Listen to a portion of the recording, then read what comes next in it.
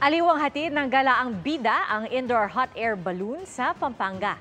At sa Zamboanga, iba't ibang luto na alimango naman ang tampok sa mga bisita. Yan ang tinutukan ni Dano Tingkungko. Literal na they ate and left no crumbs sa Cangrejo Festival sa Barangay Vitali, Zamboanga City. Sa crab boodle fight, nilantakan ang steamed crab at crabs with special sauce.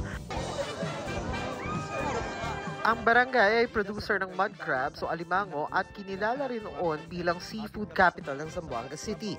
Masiglaman ang kanilang kabuhayan, malaking hamon din sa mga fish pond operator doon ng El Nino na maaaring magpababa sa produksyon ng mga alimango. Hindi na lang outdoors ang hot air balloon.